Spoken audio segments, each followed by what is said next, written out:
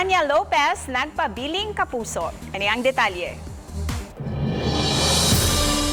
Malipayong nag-renew og kontrata sa GMA Artist Center si Sania Lopez atol sa virtual signing ceremony uban ang GMA executives. Dakong pasalamat sa first yaya ug agimat star sa Kapuso Network.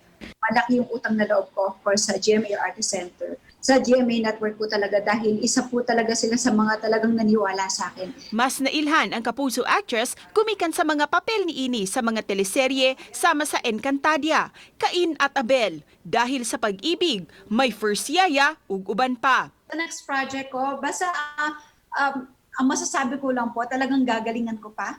Pag-uusapan ko pa sa lahat ng ginagawa ko. Namiss usab sa Kapuso star nga makita ang ihang mga Kapuso fans sa mga rehiyon. Gani, aligring gipaambit ni Sania ang first plane ride niya sa iyang pag-adto sa Ilocos alang sa usa ka regional event o promotion sa Encantadia. Sobrang saya ko talaga and alam niyo yung amaze ko na pagsakay ko pa lang ng plane, yung nakatingin ako sa bintana, tapos tinitingnan ko yung mga ulap. Tapos sabi ko, oh, ang ganda. Samtang adunay mensahe si Sania sa iyang mga Kapuso fans sa nagkalain-laing rehiyon.